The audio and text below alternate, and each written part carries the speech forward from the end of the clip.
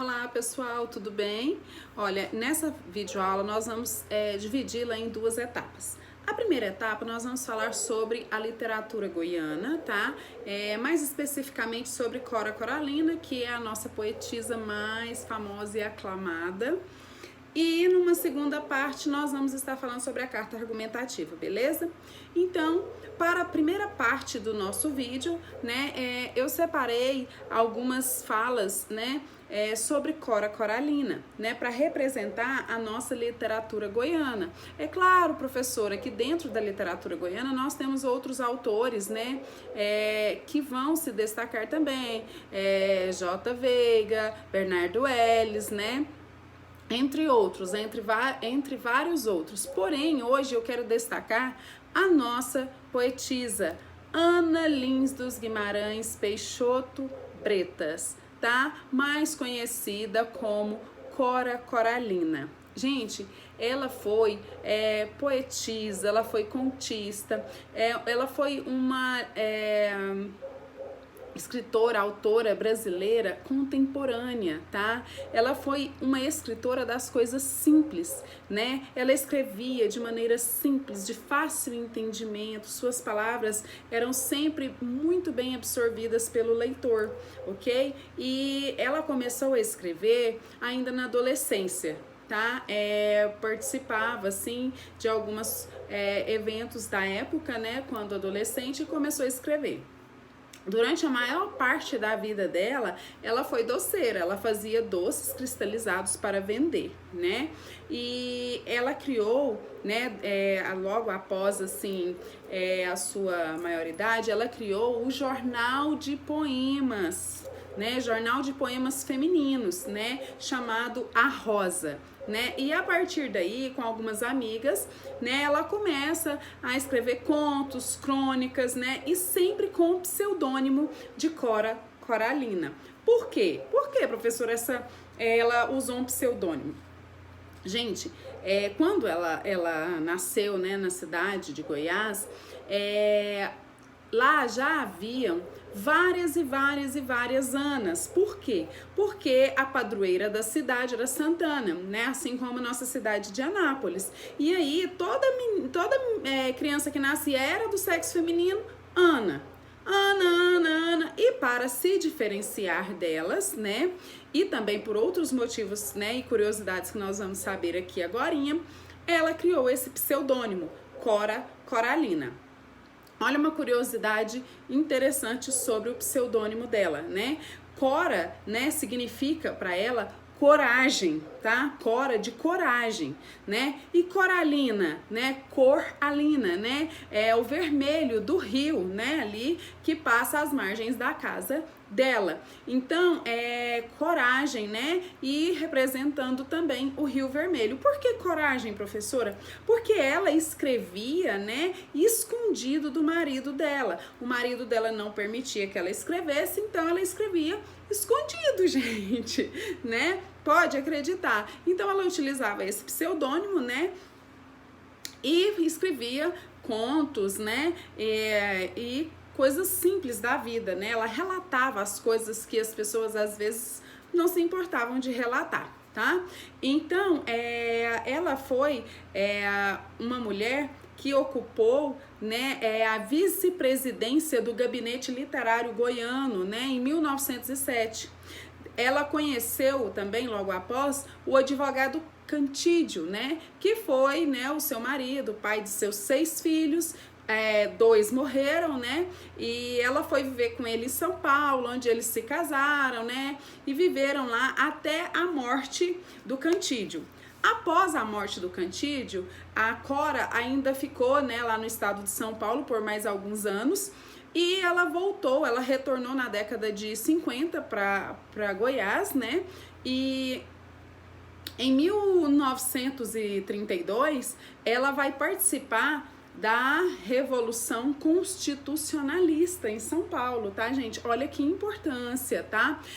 Há alguns boatos que vão dizer que a Cora não participou, né, da Semana de Arte Moderna de 1922, né? Porque diz que Monteiro Lobato teria convidado Cora Coralina a participar, porém, há boatos que dizem que ela não participou por causa do marido dela, tá? Então, mas ainda assim, você pode observar que na obra de Cora Coralina há muita influência modernista, tá? E ela é uma escritora moderna, né? Em algumas entrevistas dadas por ela, né, a alguns jornalistas, alguns repórteres, ela disse que ela passou a escrever, né, mais simples, né? Ela passou a escrever esses contos, né? Por quê? Porque ela disse que ela fez apenas a série primária, né? Ela fez até a 3ª série primária. Então, ela não tinha um conhecimento da gramática. Ela passou a conhecer a gramática quando os filhos dela, né, foram para o ginásio, né? Na época chamava ginásio, e os filhos dela levaram para casa a gramática. Então, aí que ela passou a conhecer as normas e as regras gramaticais, né? Lembra que a gente estudou métrica, rima e etc, né? Sílabas poéticas, né? Escansão, decantação. Então, ela não era apta desses conhecimentos e dessas normas gramaticais devido ela ter tido um processo de aprendizagem um pouco complicado. Ela fala que ela era da turma da sala de aula dela a que aprendia mais lentamente, né? E que a professora dela, né, teve muita sabedoria, e na época, né, ela até ressalta que na época não falava professora, falava mestra, né? E que a mestre dela, né, a professora dela teve muita sabedoria, muita paciência em ajudá-la a desenvolver, né, a leitura, né? Então, assim, gente, dá pra pensar, dá pra acreditar que Cora Coralina tinha dificuldade com a leitura, tinha dificuldade de aprendizagem. Gente, olha só, pensa, o céu é o limite, é você que vai decidir. Presta atenção, né? Então, lá pra 1970, já de volta, né, a Goiás, ela vai tomar a posse da cadeira, né, de número 5 da Academia Feminina de Letras, tá? E Artes em Goiás. Então, ela toma posse em 1970 da cadeira número 5 na Academia Feminina de Letras e Artes em Goiás, tá? Aí, mais tarde um pouquinho, ela vai ser agraciada com o título de doutora honoris, né, causa, pela Universidade Federal de Goiás. Então, ela se torna doutora. Uau, parabéns, né? E ela é a primeira escritora do país inteiro, do Brasil, a receber o troféu Juca Pato. Então, ela começa a ficar muito conhecida. Gente, o primeiro livro dela foi lançado, ela tinha mais de 70 anos, ou se eu não me engano, era 75 anos. Então, e passado esse prêmio, né, esse troféu Juca, ela vai ocupar também a cadeira de número 38 na Academia Goiana de Letras, tá? A Cora, né, veio a falecer no ano de 1985, dia 10 de abril, né, vitimada de pneumonia, né, ela foi algo que acometeu a saúde dela e ela não resistiu, mas depois da morte dela, você acha que ela parou de ter importância? Claro que não, bebê, aí que a danada começou a ter mais importância ainda, tá? A casa, né, onde ela viveu e nasceu e onde a família dela viveu, né, que fica ao lado do rio, né, na cidade de Goiás, tornou-se, né, um museu. E esse museu foi transformado, né, e reconhecido, né, como um patrimônio da humanidade, tá, pela Unesco. Então, é algo assim que tem muita importância para nós, tá? Se você tiver a oportunidade de ir à cidade de Goiás, não deixe de visitar o Museu de Cora, porque você vai ver os móveis. Gente, quando eu fui lá, eu fiquei assim, ó, os móveis, sabe? Tudo organizadinho do mesmo do jeitinho que era, sabe? Tudo rústico, tudo do jeitinho que era, do jeito que ela deixou, tá? Então, assim, ela escreveu vários livros, ela escreveu alguns livros, até, assim, uma literatura infantil também, ela também se arriscou na literatura infantil, escreveu alguns livros, mas, falando sobre a professora dela, ela fez um poema para a professora dela chamado Vintém de Cobre, tá? Que foi feito para a mestre dela, tá? E ela escreveu um livro muito importante chamado Poema dos Becos de Goiás. Então ali com uma literatura bem simples, né? Sempre, gente, a literatura de Ana é uma literatura fácil, agradável, que você vai ler com facilidade, que você vai compreender o que ela quer dizer com muita simplicidade, tá bom? Ela foi uma poetisa que deixou um legado, né? E dentro desse legado tem um dizer dela que eu gosto muito, né? E eu gostaria de deixar aqui, compartilhar com vocês, que diz o seguinte: o que vale na vida não é o ponto de partida, e sim a caminhada. Muito obrigada. Beijo, me liga. Professora Rita de Cássia aqui com você na literatura goiana, falando de Cora Coralina.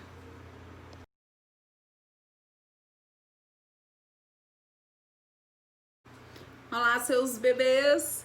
Então vamos dar continuidade ao nosso vídeo, né? Na nossa segunda parte, onde a gente vai falar sobre a carta argumentativa. Pessoal, a carta argumentativa é um tipo textual que está sendo muito cobrado agora nos vestibulares aí.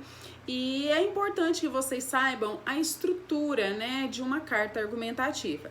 Olha só, observem o nome, carta argumentativa. Nós temos aqui dois tipos de textos em um só, é uma junção. A carta, ela possui uma estrutura fixa, né, que vai ser obedecida.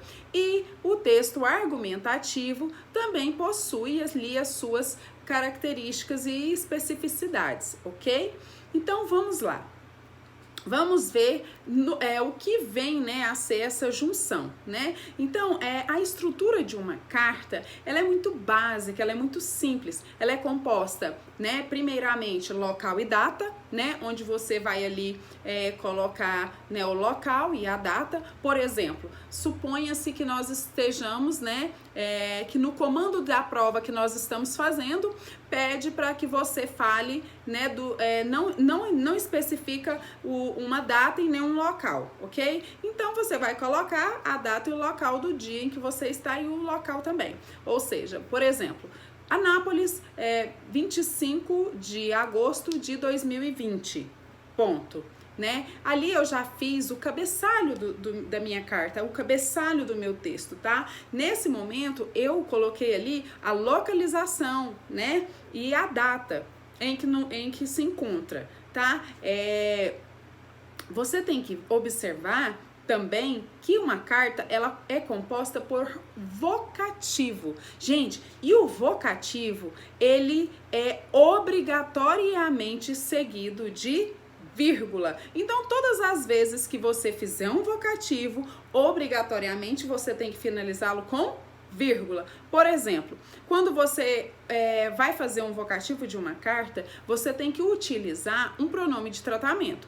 E para isso, você tem que saber para quem você vai direcionar a sua carta, tá? Qual o grau ali de intimidade, o nível de intimidade que você tem. Por exemplo, se você vai escrever uma carta para uma autoridade, você então tem que usar um pronome de tratamento, né, mais adequado. Por exemplo, suponha que você vai escrever para um juiz, né? Você vai escrever excelentíssimo senhor juiz. Digo que você pode, inclusive, incluir o nome e o sobrenome principal do juiz, tá? Então, aí você complementa, né? Excelentíssimo senhor juiz, vírgula, Antônio Freitas, vírgula de novo. Importante, gente, não pode esquecer a vírgula, tá? Na outra linha, na linha de baixo, nós vamos ali começar o nosso contexto, ou seja, nessa parte, né, da estrutura da carta, a gente vai ter introdução, desenvolvimento e conclusão. Ou seja, nessa introdução, eu vou ali dizer a que vim, né? Ali eu vou colocar sobre o assunto que vai ser tratado, essa temática que vai ser tratada dentro dessa carta, tá? E no desenvolvimento, dentro do desenvolvimento, eu vou utilizar os argumentos pertinentes, né, para, né, comprar ali a opinião desse leitor, desse interlocutor comigo, tá? Detalhe, uma característica muito importante da carta. Em todos os parágrafos, você tem que mencionar, né, o seu interlocutor. Se você está falando com o juiz, então em todos os parágrafos do seu texto, você vai ter que ter ali uma marca, né, de que você está falando, né, com esse juiz, uma marca de interlocução, ok? Então, dentro do conteúdo ali em que você vai estar desenvolvendo, você vai usar os pronomes adequados para se relacionar a ele. No caso do juiz será senhor, né? Você não vai chamar o juiz de você, né? Dentro do texto, né, você vai em algum momento falar senhor e pronunciar, né, o seu assunto, discorrer o seu assunto. Beleza. Você vai ali fazer o seu desenvolvimento utilizando de quê, gente? Você vai apresentar ali, ó, os exemplos que você tem, né, os seus argumentos. Dentro disso, você pode utilizar ali, ó, estatísticas, né, você vai utilizar citações e outras coisas mais para, né, elaborar um argumento que seja pautado, né, em fatos. Lembre-se, se você está fazendo uma prova de vestibular, de concurso, não vai inventar nada. Por gentileza, faça coisas pautadas, né, escreva sobre algo pautado em fatos. Por gentileza, a professora já falou isso para vocês. E na sua conclusão, né, ali você vai concluir, né, a sua fala, vai utilizar de novo a marca de interlocução, né? Vai mencionar o senhor juiz ali, né? E vai, após isso, se despedir. Professora, mas como que acontece essa despedida? Gente, no centro, né, do seu texto, né, lá no final, após você ter desenvolvido, né, feito a sua introdução, os seus argumentos, você vai fazer a sua conclusão e vai se despedir. Após a sua despedida, é importantíssimo, imprescindível que você utilize vírgula, tá bom? Você não vai utilizar ali um ponto final, você vai utilizar uma vírgula. Por exemplo, você vai dizer, né, atenciosamente, o que mais que você pode dizer?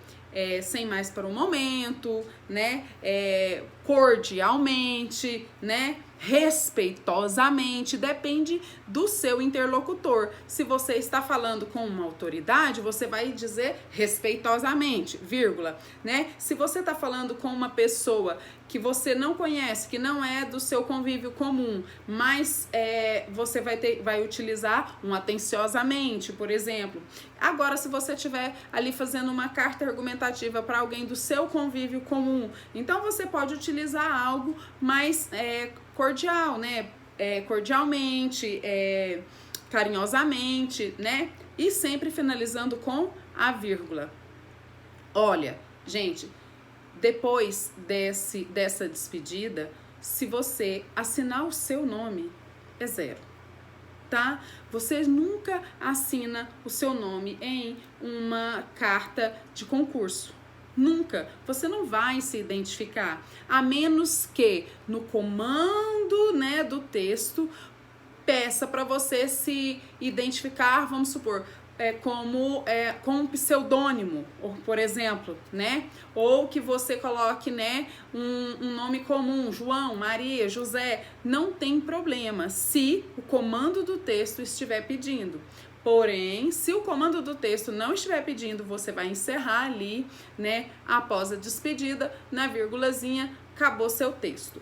Professora, e se eu lembrar de alguma coisa que eu queria ter colocado no texto e eu não coloquei e eu ainda tenho espaço ali, tenho linhas? Lembra daquele PS? Isso! Esse PS significa, né, é uma expressão latina que significa post-scriptum. Então, é algo que você vai acrescentar depois da carta terminada. Aí você coloca PS, né, ou em tempo, né, e coloca o que você quer adentrar o seu texto. Mas, porém, contudo, entretanto e todavia, geralmente, né, os textos, né, de concursos, né, de Enem e de vestibulares, Enem ainda não pede a carta argumentativa, né, pede apenas o texto dissertativo. Mas provas da UEG, por exemplo, que pede a carta, você vai obedecer o comando. Se o comando falar para você que é uma carta de 15 linhas, você tem que ter ali o discernimento que a primeira linha do cabeçalho, a segunda linha é o vocativo, né? E você vai lá na penúltima linha, na última linha, e vai colocar lá a sua despedida. Então, todas as linhas que sobrar na intermediária são o corpo do seu texto, né? Então, é o seu contexto, é a parte onde você vai desenvolver a introdução, o desenvolvimento e a conclusão desse texto, dessa carta, beleza? Então, professora Rita de Cássia, mais uma vez aqui para dar uma diquinha de língua portuguesa, hoje redação, carta argumentativa para vocês.